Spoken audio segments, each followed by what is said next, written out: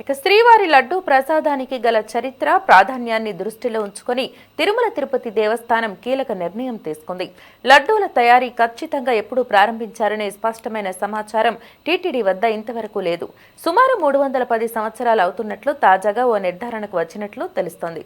ఈ నేపథ్యంలో టీటీడీ ఆధ్వర్యంలో ప్రత్యేకంగా ఓ బంగారు నాణెం విడుదల చేయాలన్న ప్రతిపాదనను సిద్ధం చేసి రాష్ట్ర ప్రభుత్వానికి పంపారు.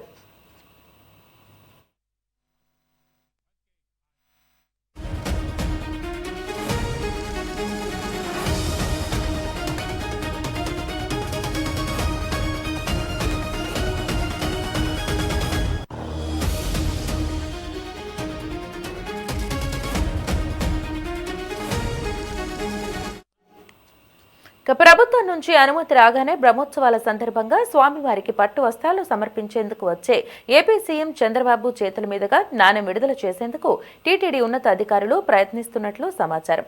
15వ శతాబ్దంలో శ్రీవారి ప్రసాదంగా మొదట వడ ఇచ్చేవారని, అనంతరం బూందీ ప్రవేశపెట్టగా కాలక్రమేణా లడ్డూకు ప్రత్యేక గుర్తింపు వచ్చినట్లు తెలుస్తోంది.